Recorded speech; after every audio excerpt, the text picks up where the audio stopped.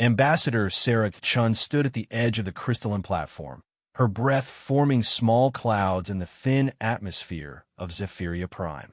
The alien palace stretched before her like a living organism made of flowing metals and pulsing lights. Every surface seemed to breathe with an otherworldly rhythm that made her stomach churn slightly. She had been preparing for this moment for 3 years, ever since humanity's first contact with the Zephyrian Empire, but nothing could have prepared her for the sheer scale of what lay ahead. The Zephyrian Empire controlled 17 star systems and commanded fleets that could glass entire worlds with a thought. Their technology was centuries ahead of anything humanity possessed, and their warriors were legendary across the galaxy for their ruthlessness and precision. When they had arrived at Earth's doorstep 6 months ago, every military analyst had predicted humanity's swift annihilation. Instead, the aliens had issued a single demand: send your finest diplomat to negotiate humanity's surrender. Sarah adjusted the translation device, clipped to her ear, and straightened her formal diplomatic attire. The midnight blue suit had been specially designed to show respect while maintaining human dignity, though she wondered if such nuances would matter to beings who could manipulate gravity itself. Behind her, Captain Rodriguez and his security detail maintained their positions, their weapons lowered but ready. The Zephyrians had permitted the escort as a gesture of diplomatic courtesy, though everyone knew the gesture was meaningless. If the negotiations failed, no amount of human firepower would save them. The massive doors of the throne chamber began to open with a sound like singing crystal. Sarah had studied every available recording of Zephyrian architecture, but experiencing it firsthand was overwhelming. The chamber beyond was vast enough to house a small city, its walls curving upward into infinity. Bioluminescent veins pulsed through the living metal, creating patterns that seemed to respond to some cosmic heartbeat. The air itself shimmered with energy fields that made her skin tingle. As they walked forward, Sarah caught sight of the assembled court. Hundreds of Zephyrian nobles lined the chamber, their forms tall and ethereal in their ceremonial robes. Each one stood perfectly still, their large dark eyes following the human delegation's progress. The silence was absolute, broken only by the soft sound of their footsteps echoing through the vast space. Sarah had read that Zephyrian court protocol demanded complete silence during formal proceedings, but the reality of it was far more intimidating than any briefing had suggested. The throne itself defied description. It appeared to be carved from a single massive crystal that contained swirling galaxies within its depths. Light played across its faceted surface in patterns that hurt to look at directly. And upon that throne sat Queen Zerneth, ruler of the Zephyrian Empire and conqueror of worlds. She was beautiful in an utterly alien way, her pale blue skin seeming to glow with internal light.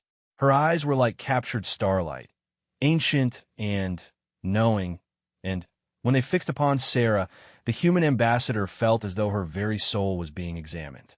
Sarah approached the prescribed distance from the throne and performed the ritual bow she had practiced countless times. The weight of 17 civilizations' worth of authority pressed down upon her, and she fought to keep her breathing steady. This was humanity's only chance. Earth's defense fleets had been scattered like leaves before the Zephyrian advance, and their surrender terms would determine whether humanity survived as a species or was ground to dust beneath alien boots. Queen Zerneth rose from her throne with fluid grace, her movements like poetry written in light. When she spoke, her voice carried the authority of eons and the cold beauty of distant stars. The translation device in Sarah's ear rendered her words into crisp English, but something of the original melody remained, making the hair on the back of Sarah's neck stand up. Human representative, the Queen said, each word measured and precise. You stand before the eternal throne of Zephyria, where the fates of worlds are decided. Your species has shown remarkable tenacity in the face of inevitable defeat, but tenacity alone cannot alter the course of galactic law. We have come to offer terms for your surrender, terms that will preserve some remnant of your kind for the archives of history. Sarah kept her expression neutral despite the chill that ran through her. The translation made it clear that the Queen considered humanity's fate already sealed. This wasn't a negotiation in any meaningful sense. It was a sentencing hearing. Still, she had to try. Humanity's survival depended on finding some angle, some argument that might change the Queen's mind. "Your Majesty," Sarah began, her voice carrying clearly through the vast chamber, "I come before you not to surrender, but to propose an alternative arrangement. Humanity may be young compared to your ancient empire, but we bring unique perspectives and capabilities that could benefit the Zephyrian realm. We ask not for mercy, but for the opportunity to prove our worth as allies rather than subjects." A ripple of something that might have been amusement passed through the assembled court, though their faces remained impassive. Queen Zaraneth tilted her head slightly, studying Sarah with the intensity of a scientist examining a particularly interesting specimen. The silence stretched for long moments, broken only by the soft humming of the palace's energy systems. "Allies," the Queen repeated, and there was something almost playful in her tone. "You speak of alliance when your entire species could be extinguished with a single command. Your ships burn like candles before our fleets, your weapons are as toys to children, and your understanding of the universe is so limited that you still believe in linear time. What could humanity possibly offer that the Zephyrian Empire does not already possess?" Sarah had anticipated this question, though hearing it spoken with such casual dismissal made her stomach clench. She reached into her diplomatic pouch and withdrew a small device, moving slowly to avoid alarming the guards. It was a standard human data pad, unremarkable in appearance, but containing humanity's most precious offering. "Art," Sarah said simply, activating the device. "Music, literature, philosophy, and the 10,000 ways humans have found meaning in existence. Your empire spans the stars and commands forces beyond our comprehension, but in all our research, we have found no evidence that Zephyrians create. You conquer, you preserve, you catalog, but you do not dream." The holographic display showed images cycling through humanity's greatest cultural achievements. Michelangelo's David rotated slowly in the air, followed by sheet music from Beethoven's Ninth Symphony, then passages from Shakespeare and Rumi. The assembled court watched with expressions that were impossible to read, but Sarah noticed that many leaned forward slightly, their dark eyes reflecting the changing lights of the display. Queen Zaraneth descended from her throne, her robes trailing behind her like captured starlight. She approached the hologram and reached out with one long-fingered hand, her touch causing the images to shift and flow around her. For a moment, her ancient features showed something that might have been wonder, though it passed so quickly Sarah almost missed it. "You offer us dreams," the Queen said, her voice softer now, but no less powerful. "Stories and songs from a species that has barely learned to leave its birth world. You believe these trinkets have value to those who have witnessed the birth and death of sons." Sarah stepped closer, aware that she was taking an enormous risk, but knowing that this was her only chance to reach something beyond the Queen's imperial facade. "Your Majesty, with respect, when did you last feel surprise? When did something make you laugh, or cry, or feel that spark of recognition that comes from seeing truth expressed in a new way? Your empire has achieved immortality and mastery over the physical universe, but at what cost to the things that make existence more than mere survival?" The chamber fell into an even deeper silence than before. Several courtiers exchanged glances that suggested Sarah had crossed some invisible line, and Captain Rodriguez shifted his weight in preparation for violence. But Queen Zaraneth continued to study the holographic display, her expression unreadable. "You speak boldly for one whose species faces extinction," the Queen observed. "Do you truly believe that your arts and stories could have value to beings who have transcended such primitive needs?" Sarah took a deep breath and played her final card. Your Majesty, if I may tell you a story, it's brief, and if it fails to move you in any way, I will accept whatever fate you choose for humanity without further protest. The Queen nodded slowly, and Sarah activated a different file on her datapad. The hologram shifted to show the interior of a small apartment on Earth, where an elderly woman sat by a window watching the sunset. The image was simple, almost mundane, but something about the quality of light and the expression on the woman's face held the room's attention. "This is Maria Santos," Sarah began, her voice taking on the rhythm of a natural storyteller. She was 93 years old when this recording was made, 2 weeks before the Zephyrian fleet reached Earth. She had lived through wars and peace, love and loss, triumph and failure. Her family was scattered across the globe, her body was failing, and she knew that the approaching alien fleet likely meant the end of everything she had ever known. The hologram zoomed in on the woman's face, showing the deep lines carved by decades of laughter and sorrow, the eyes that had seen almost a century of human history. The assembled Zephyrians watched with an intensity that suggested something about the image had caught their attention. But instead of despair, Sarah continued, she spent her final days writing letters to her great-grandchildren, sharing stories of their ancestors and the small moments of beauty she had witnessed in her long life. She wrote about the way morning light looked different on the day she fell in love, about the sound her children made when they laughed as babies, about the taste of her grandmother's bread, and the feeling of rain on her skin after a long drought. The hologram shifted to show pages of handwritten text, the shaky but determined script of someone recording their life's most precious memories.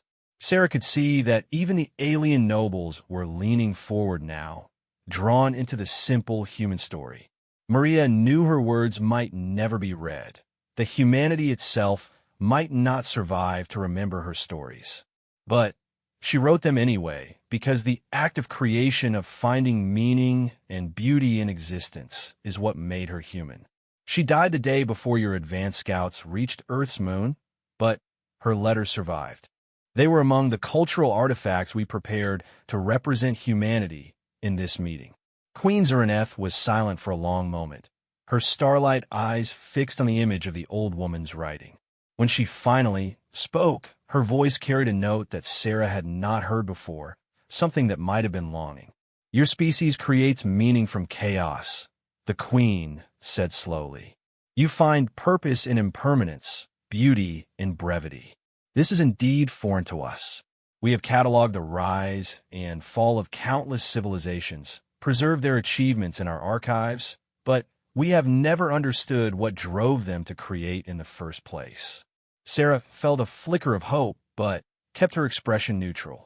"Your Majesty, humanity offers not just our individual creations, but the perspective that creates them, the viewpoint that finds wonder in a sunset, even when knowing it's just a star setting behind a planet. The ability to cry at a song, even when understanding the physics of sound waves. The capacity to find hope in impossible circumstances." The Queen turned away from the hologram and walked to one of the great windows that looked out over her capital city.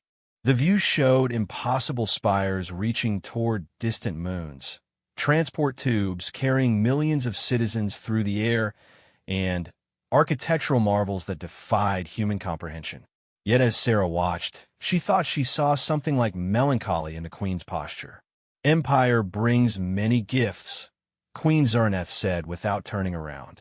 "Power over matter and energy, mastery of space and time, the ability to preserve order across the stars. But you speak of gifts we had not considered. The gift of seeing the universe through eyes that have not yet learned what is impossible."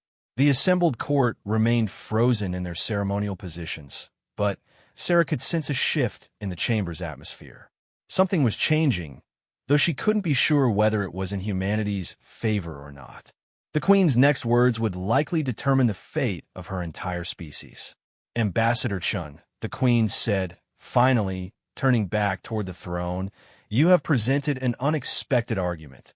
Your species offers something we had not anticipated, something that cannot be taken by conquest or preserved in archives. The question now becomes whether such an offering has sufficient value to alter the natural course of galactic law. Sarah felt the weight of 8 billion lives pressing down upon her shoulders. Everything hinged on the next few moments, on whether she had successfully communicated humanity's unique value to a being whose perspective spanned millennia. The silence in the chamber was so complete that she could hear her own heartbeat echoing off the crystal walls. Queen Zerneth raised her hand, and the entire court seemed to lean forward in anticipation. Whatever she was about to announce would echo through history, determining whether humanity joined the ranks of preserved species in Zephyrian archives or became something entirely unprecedented in the Empire's long existence. The Queen opened her mouth to speak, and the fate of humanity hung in the balance of her next words. Queen Zerneth's words cut through the silence like a blade through silk. The Eternal Council will convene to discuss this matter. Until their decision is reached, humanity will remain under protective custody. The phrase protective custody carried ominous implications in the translation, suggesting that Earth would be isolated but not destroyed while the Zephyrian leadership deliberated. Sarah felt her heart sink, even as she maintained her diplomatic composure. She had hoped for an immediate reprieve, but the Queen's decision to consult the Council suggested that her presentation had at least delayed humanity's extinction. The assembled court began to disperse with the fluid grace characteristic of their species, their ceremonial robes rustling like distant wind chimes.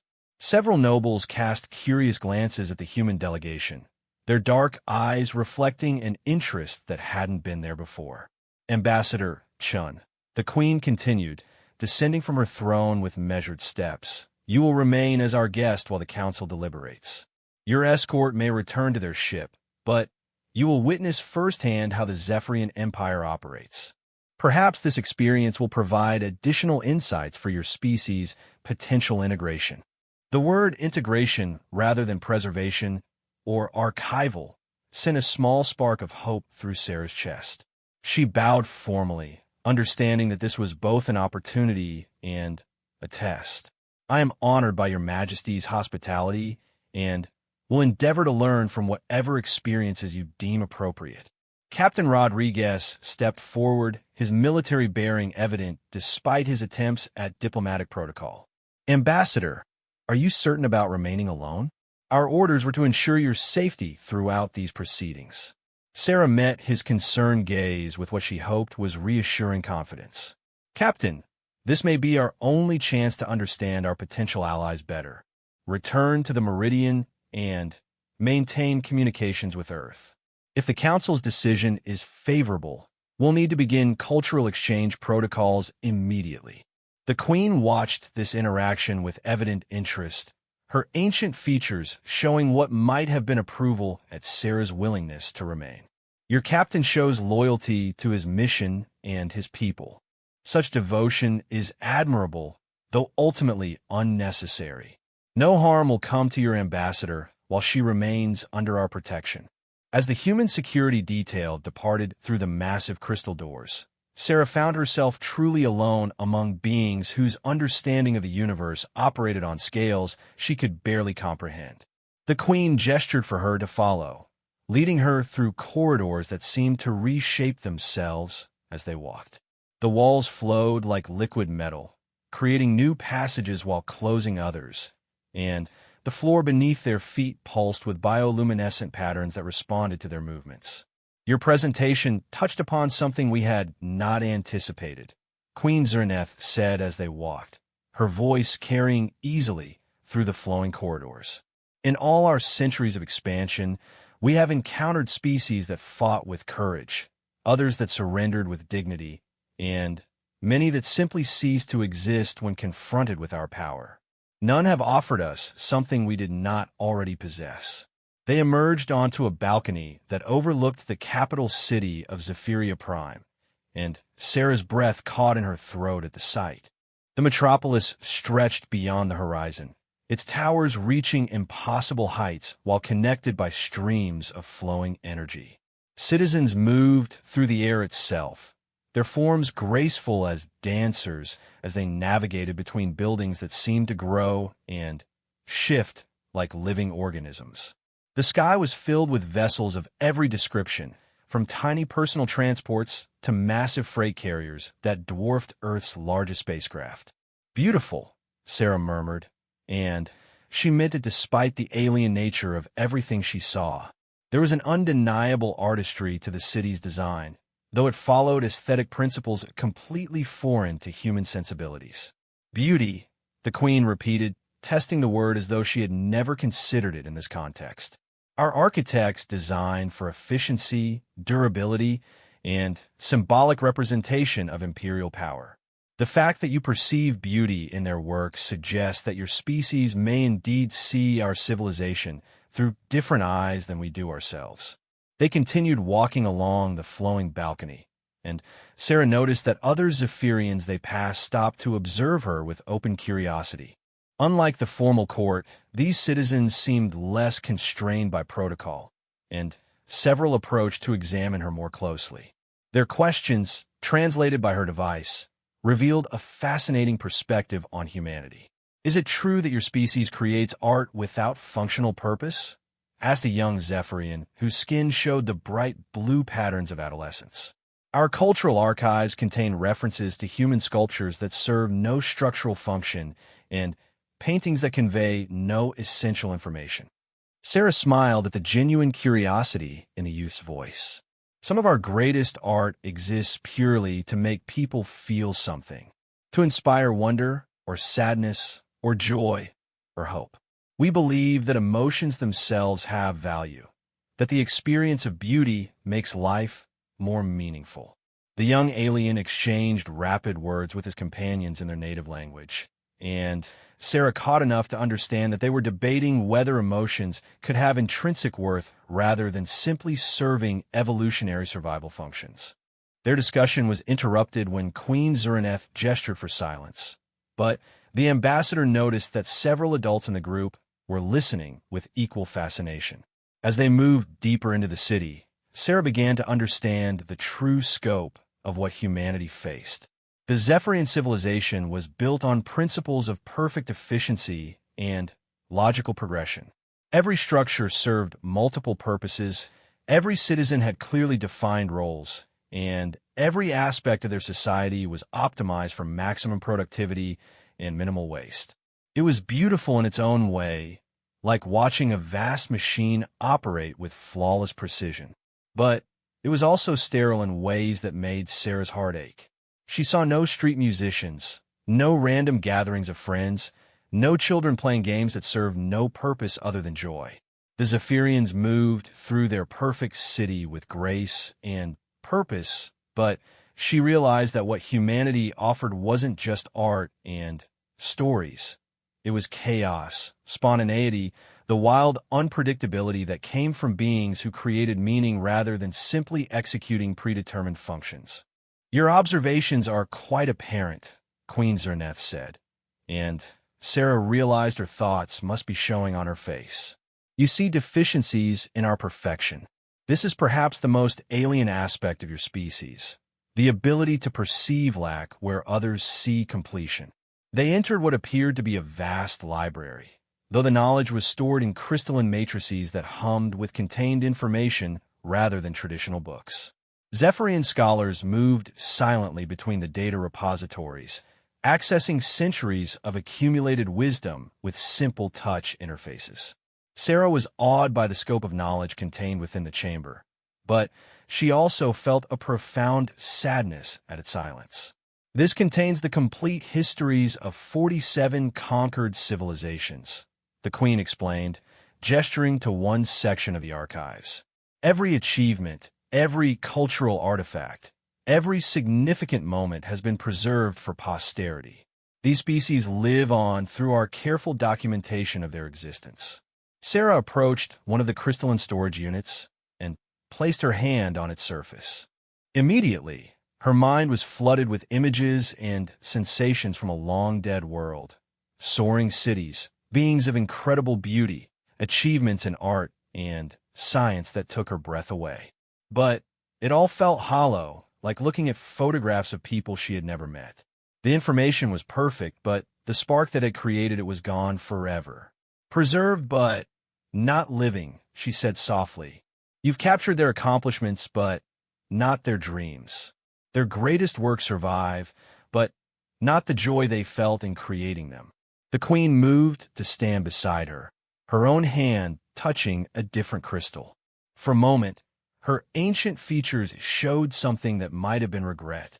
We believe that preservation is the highest honor we can offer to those we conquer. Their civilizations become part of our eternal library, protected from the chaos and entropy that would otherwise erase them from existence.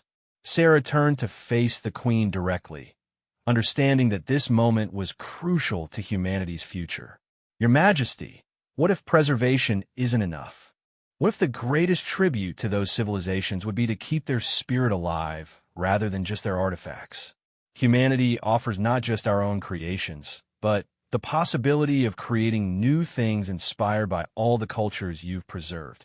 The queen's starlight eyes fixed on Sarah with an intensity that made her feel as though her soul was being examined at the molecular level.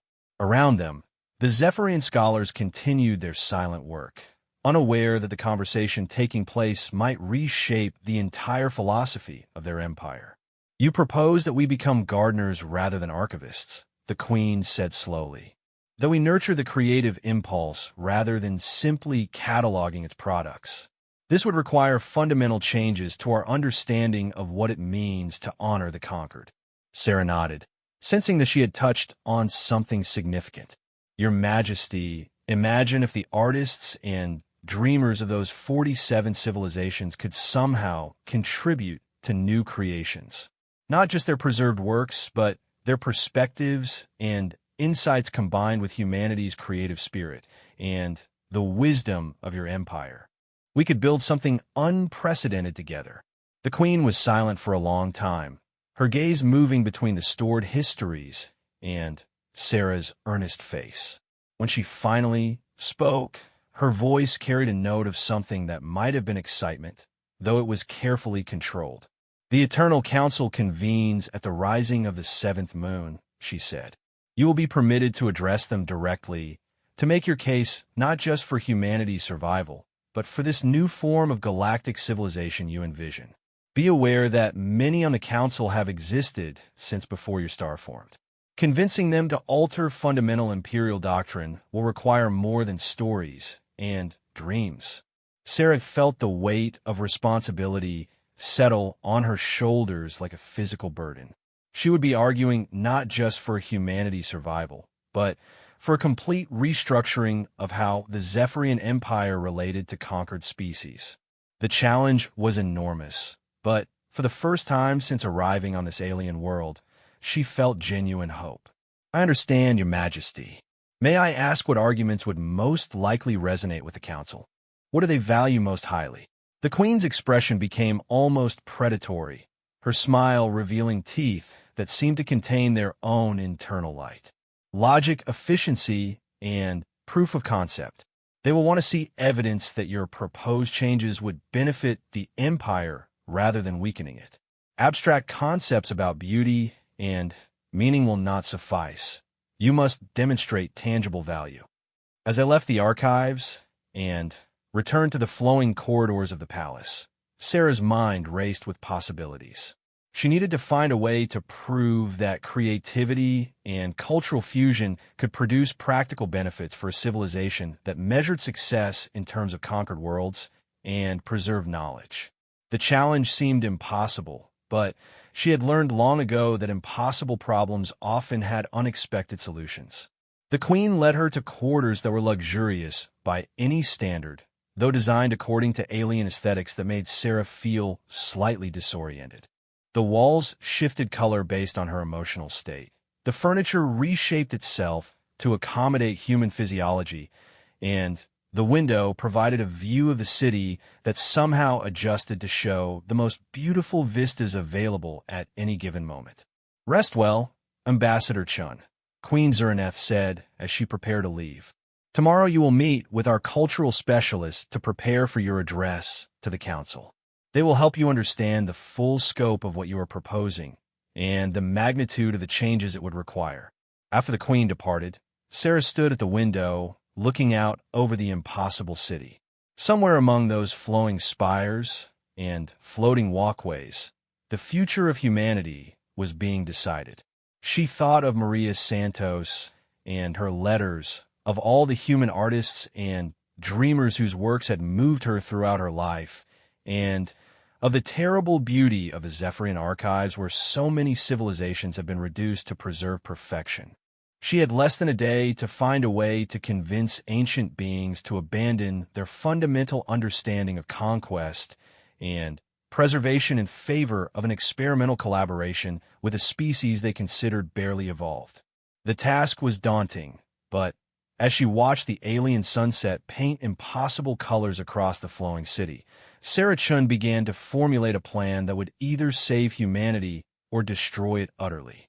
Sarah woke to find 3 Zephyrian cultural specialists waiting in her quarters, their forms shimmering with the pale blue luminescence that indicated their scholarly rank. The eldest among them, introduced as Archive Keeper Veltheri, possessed skin so pale it was almost translucent, with veins of silver light pulsing beneath the surface. The being radiated an ancient authority that suggested centuries of accumulated knowledge. Ambassador Chun, Veltheri spoke through the translation device, their voice carrying harmonics that human ears couldn't fully process. We have studied your species' cultural outputs throughout the night. The diversity of creative expression is unprecedented in our archives. Most conquered civilizations show clear evolutionary progressions in their artistic development. Humanity appears to embrace contradiction and chaos as creative principles.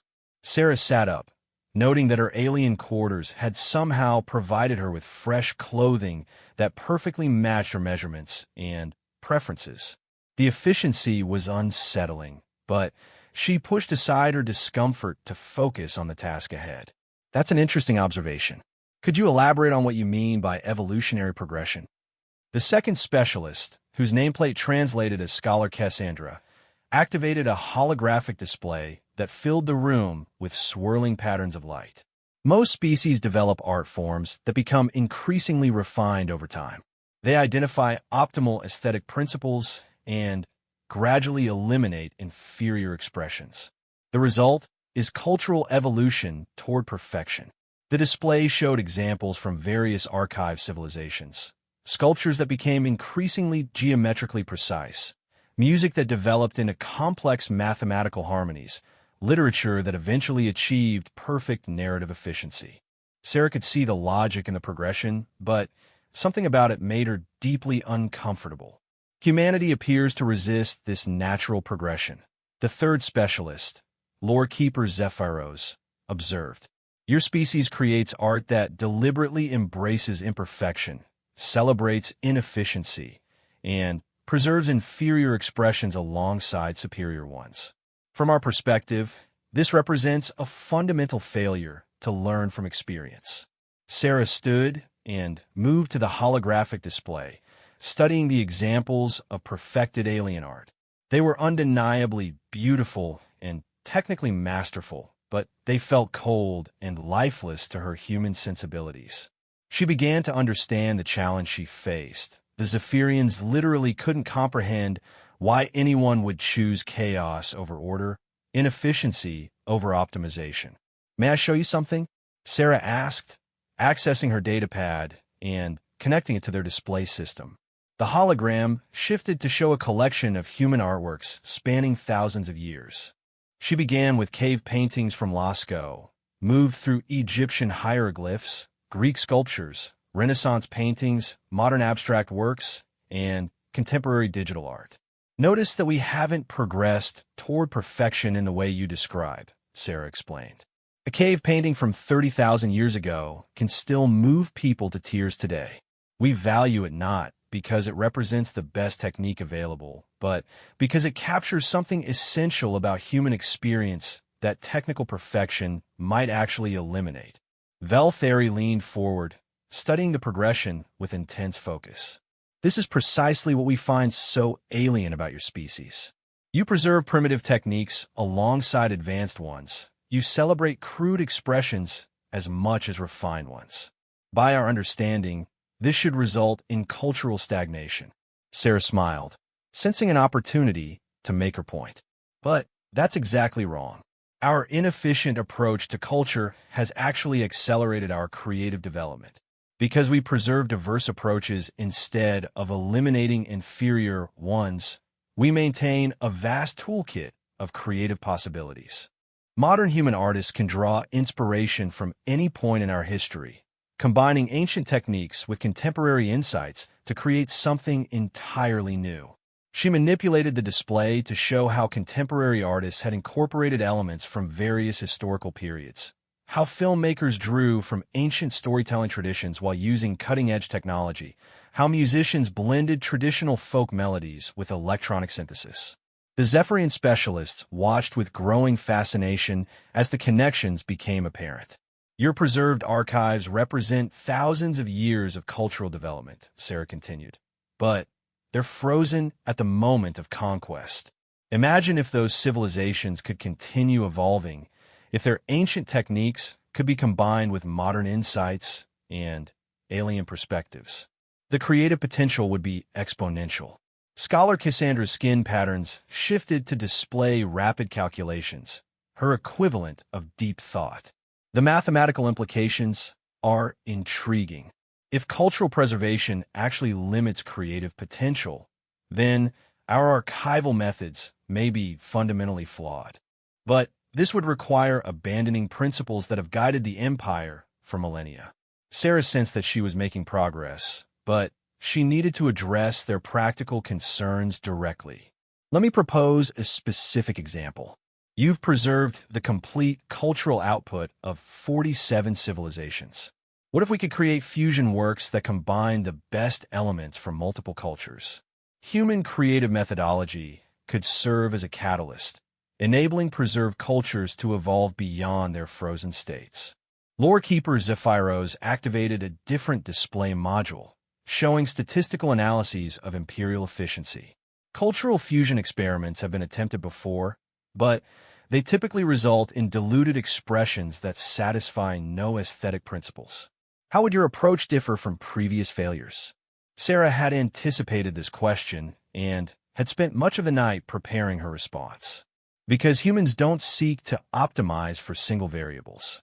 We're comfortable with contradiction, paradox, and multiple competing values existing simultaneously.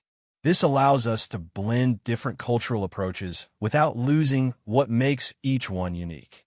She demonstrated by showing how human jazz music had emerged from the fusion of African rhythms, European harmonies, and American social conditions. The resulting art form was distinctly different from any of its component influences while still honoring all of them. The Zephyrian specialists watched the musical analysis with expressions that approached wonder. This suggests that cultural fusion might actually strengthen rather than dilute the component elements, Veltheri mused. But implementing such an approach would require fundamental changes to imperial doctrine. The Eternal Council has never approved modifications to core philosophical principles. Sarah felt a chill of apprehension. What would it take to convince them? What kind of proof would they require? The three specialists exchanged rapid communications in their native language, their discussion too fast for the translation device to process clearly. Finally, Scholar Cassandra turned back to Sarah with an expression that seemed almost apologetic. The council will require a demonstration, she said.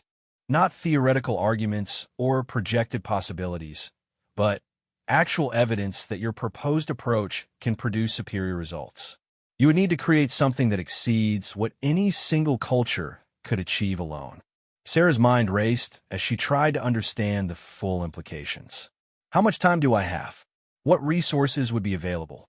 Lorekeeper Zephyros consulted what appeared to be a living timepiece, its organic mechanisms pulsing with bioluminescent indicators. The council convenes at 7th moonrise, which occurs in approximately 18 standard hours. You would have access to our complete cultural archives and any technical resources you require, but the demonstration must be completed within that time frame. The challenge was staggering. Sarah needed to create something unprecedented in less than a day, using cultural elements from civilizations she had barely begun to understand.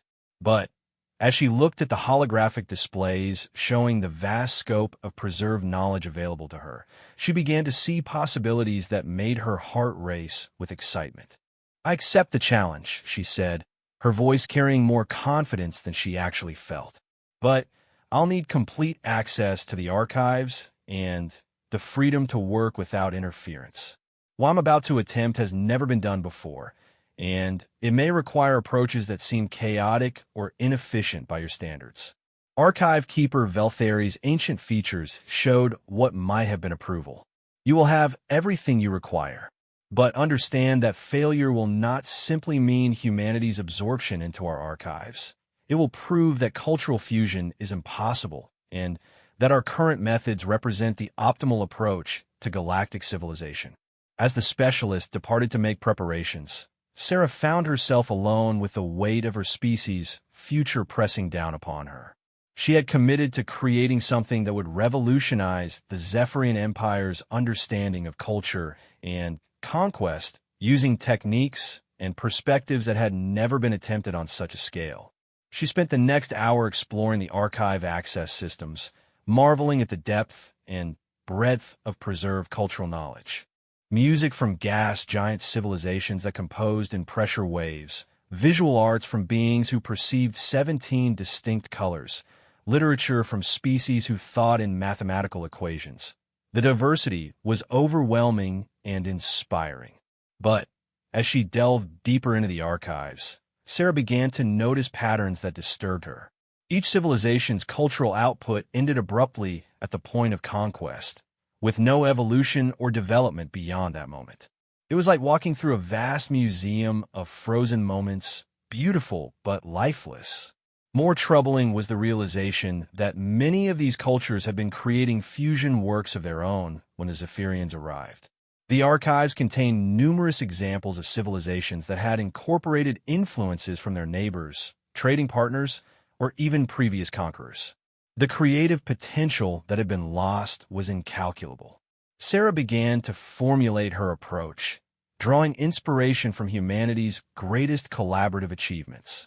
She thought of how the internet had enabled global creative collaboration, how open-source software development had revolutionized technology, how scientific research advanced through international cooperation. The principles that had driven human innovation could be scaled to encompass an entire galaxy of preserved cultures. Her plan began to take shape as she identified key elements from different civilizations that could be combined in unprecedented ways. The harmonic mathematics of the Velquari could be merged with the emotional resonance techniques of the Thonri, all structured around human narrative principles that honored contradiction and paradox. But the technical challenges were immense, and she was running out of time. As she worked through the night, accessing archives and beginning preliminary fusion experiments, Sarah noticed that other beings had begun to gather in the spaces adjacent to her work area. Word of her attempt had apparently spread throughout the palace, and Zephyrian scholars, nobles, and even common citizens were showing unprecedented interest in what she was doing. Queen Zaraneth appeared near dawn, her ancient features showing curiosity mixed with something that might have been anticipation. "How progresses your impossible task, Ambassador Chun?" Sarah looked up from her work, her eyes red with exhaustion but bright with excitement. "Your Majesty, I think I found something extraordinary. But I need to ask you a question that may be difficult to answer." The Queen moved closer, studying the complex holographic displays that surrounded Sarah's workstation. "Speak." Sarah took a deep breath, knowing that her next words would either provide the final key to her solution or prove that her entire approach was fundamentally flawed. "When you look at these preserved cultures, do you ever wonder what they would have created if they had been allowed to continue evolving? Do you ever feel curiosity about the paths they might have taken?" The queen was silent for a long moment, her starlight eyes reflecting the shifting patterns of light from Sarah's displays. When she finally spoke, her voice carried a note that Sarah had never heard before, something that sounded almost like longing. "Every day," Queen Zerneth whispered, and in those two words, Sarah heard the key to everything she had been trying to accomplish. The seventh moon of Zephyria Prime rose like a silver eye above the crystalline spires of the capital, casting ethereal light through the vast council chamber. Sarah stood at the center of the circular amphitheater, surrounded by the Eternal Council, 12 beings whose combined ages spanned geological eras. Their forms were even more ancient and otherworldly than Queen Zerneth, some appearing more as concentrated energy than physical matter, others so integrated with technological enhancements that the boundary between flesh and machine had become meaningless. The chamber itself defied physics, its walls seeming to extend infinitely in all directions, while somehow maintaining perfect acoustic properties. Floating crystalline displays surrounded Sarah's position, ready to project her demonstration to the assembled council.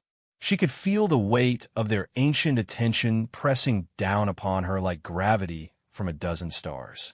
High Counselor Morgeth, the eldest among them, spoke first. Their voice emerged from what appeared to be a complex geometric arrangement of living light, each word resonating with the authority of eons. "Ambassador Chun of the human species, you stand before the Eternal Council with claims that our fundamental understanding of cultural preservation is flawed. This is unprecedented. Explain your position." Sarah activated her presentation systems, and the chamber filled with holographic displays showing her work from the past 18 hours. She had created something that still amazed her. A fusion artwork that combined elements from 7 different archive civilizations, structured around human creative principles, but enhanced by Zephyrian technological capabilities. The result was beautiful beyond anything she had imagined possible. "Honored counselors," Sarah began, her voice carrying clearly through the vast space. "I stand before you not to criticize your achievements, but to propose that your greatest accomplishment, the preservation of galactic culture, could become even greater. You have saved the artistic legacy of countless civilizations from entropy and destruction. Now, I suggest we can make those legacies live again." She gestured to the central display, which showed a 3-dimensional mandala of impossible complexity. The structure incorporated Velkori harmonic mathematics, Thonri emotional resonance patterns, Zephyrian energy manipulation techniques, and human narrative frameworks. But it was more than the sum of its parts. It was genuinely alive in a way that made the preserved archives feel dead by comparison. This piece combines preserved elements from 7 of your archive civilizations, but it is not simply a mixture, Sarah continued. Using human creative methodology, I have allowed these different cultural approaches to evolve together, to influence each other in ways that create something none of them could have achieved alone. The result honors each contributing culture while transcending all of them. Counselor Velnara, a being whose crystalline form seemed to contain swirling galaxies, leaned forward with obvious interest. "The mathematical structures are unexpected. How did you achieve harmonic resonance between incompatible cultural matrices?" Sarah smiled, sensing that she had captured their attention. "By embracing the very contradictions that your optimization processes typically eliminate. Human creativity thrives on paradox, on the tension between opposing forces. Instead of resolving the cultural incompatibilities, I used them as creative catalysts." She manipulated the display to show the underlying structure of her creation, revealing how elements that should have canceled each other out had instead created complex harmonies. The Velkori mathematics had been modified by Thonri emotional logic, while human narrative patterns had provided a framework that allowed both to coexist without losing their essential character. "Fascinating," murmured Counselor Zefkal, whose form appeared to be composed entirely of flowing data streams. "But this represents only theoretical possibility. How do you propose to implement such an approach across an entire galactic empire?" Sarah had anticipated this question, and had prepared what she hoped would be a compelling response. By transforming the nature of conquest itself, instead of simply archiving defeated civilizations, you could offer them the opportunity to continue evolving within the empire. Humanity could serve as cultural facilitators, helping preserve civilizations interact with each other in ways that honor their uniqueness while enabling unprecedented creative growth. The chamber fell silent as the council members communicated among themselves in ways that transcended normal speech. Sarah could sense rapid exchanges of information, complex calculations, and debates that operated on temporal scales her human mind could barely comprehend. The weight of their consideration was almost overwhelming. High Counselor Morgeth finally spoke again, their words carrying the weight of imperial authority. Your proposal would require fundamental changes to core imperial doctrine. The philosophical implications alone would reshape how we understand the relationship between conqueror and conquered. What evidence can you provide that such changes would benefit the empire rather than weakening it? Sarah took a deep breath, knowing that this was the crucial moment. Everything she had worked toward depended on her next argument. Honored Counselor, your empire has achieved perfect order across 17 star systems. Your fleets are invincible, your technology is supreme, and your cultural archives are comprehensive beyond imagination. But when was the last time something truly surprised you? When did you last encounter something that made you feel wonder rather than simply satisfaction at another successful categorization? The question hung in the air like a challenge to the fundamental nature of their existence. Sarah could see that her words had struck something deep within these ancient beings, touching on longings they might not even have recognized themselves. I propose that true strength comes not from perfect preservation, but from continuous growth, Sarah continued. The difference between a museum and a garden. Your archives are magnificent museums, but imagine if they could become gardens where preserved cultures could grow into forms their creators never imagined. Queen Zerneth, who had been silent throughout the proceedings, rose from her position among the council. When she spoke, her words carried a personal weight that seemed to surprise even the other counselors. Esteemed colleagues, Ambassador Chen's demonstration has forced me to confront a truth I have long suppressed. In all our millennia of conquest and preservation, we have achieved perfect order at the cost of infinite possibility. We have become curators of death rather than gardeners of life. The Queen moved to the center of the chamber, joining Sarah beside the holographic displays. The human approach offers something we had not considered. The possibility that chaos might be more powerful than order, that imperfection might be more beautiful than optimization, that questions might be more valuable than answers. Counselor Thanwei, whose form resembled a living nebula, pulsed with agitated energy. Queen Zerneth, you speak of abandoning principles that have guided our empire since its foundation. The chaos you describe led to the destruction of countless civilizations before we imposed order upon them. Did it? Sarah interjected, knowing she was taking an enormous risk by interrupting. Or did our fear of chaos prevent us from seeing its creative potential? Every civilization you've archived was in the process of cultural evolution when you conquered them. How many breakthrough innovations, how many revolutionary artworks, how many paradigm-shifting philosophies were lost not to entropy, but to premature preservation. She activated a new display showing timeline analyses of the archived civilizations, revealing patterns of accelerating creative development that had been cut short by conquest. The visual evidence was striking. Each culture had been experiencing periods of rapid innovation and cultural fusion just before their absorption into the empire. We preserved them at their peaks, Counselor Vulnera observed, ensuring their greatest achievements would not be lost to decay or war. But you also prevented them from reaching higher peaks, Sarah countered. You saved them from failure, but you also denied them the possibility of transcendence. Every great human achievement has built upon previous failures, has learned from mistakes and contradictions. Perfect preservation eliminates the very forces that drive creative evolution. The council chamber erupted in communication as the ancient beings processed the implications of Sarah's argument. The debate operated on multiple levels simultaneously: philosophical, mathematical, strategic, and deeply personal. Sarah could only catch fragments through her translation device, but the intensity of the discussion was unmistakable. High Counselor Morgeth finally called for silence, their geometric form pulsing with decision-making energy.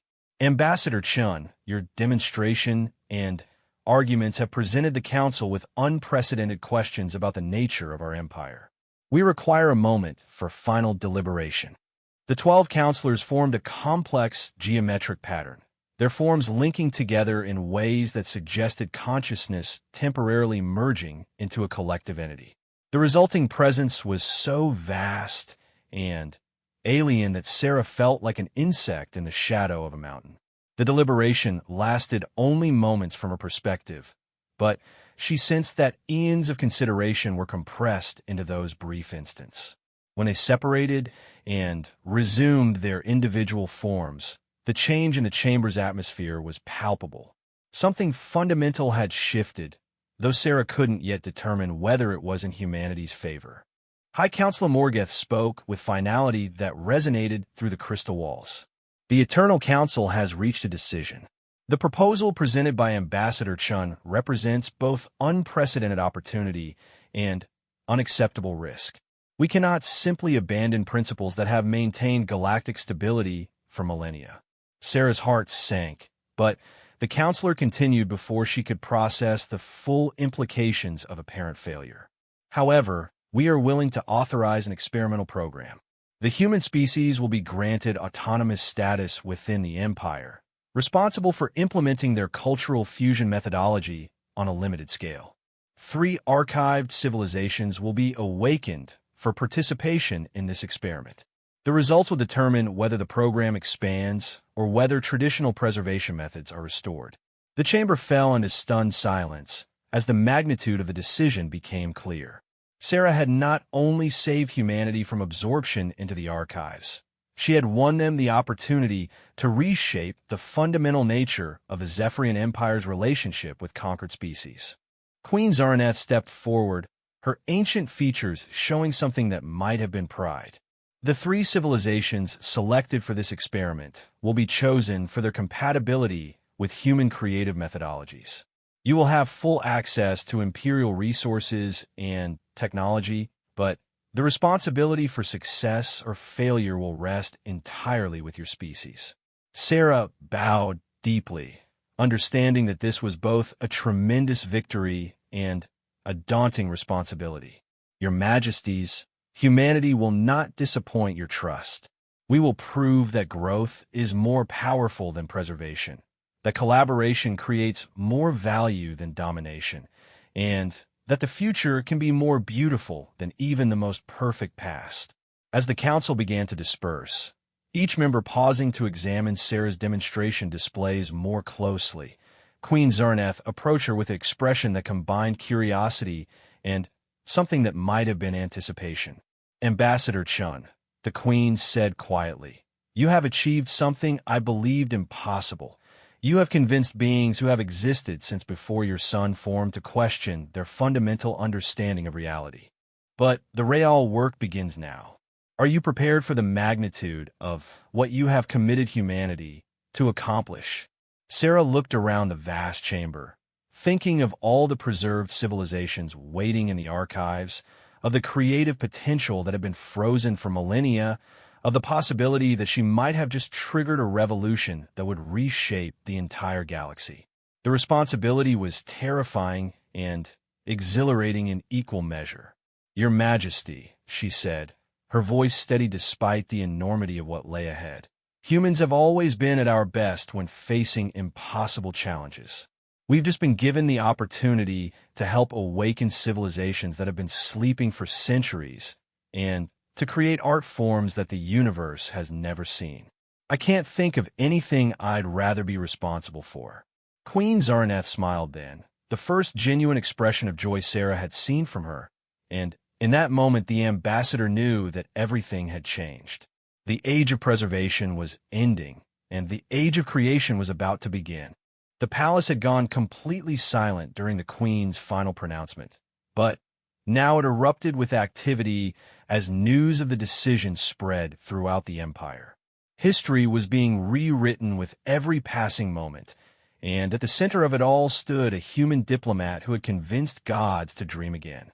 In the depths of the archives, ancient civilizations stirred in their crystal tombs, ready to wake into a future none of them could have imagined. The galaxy would never be the same.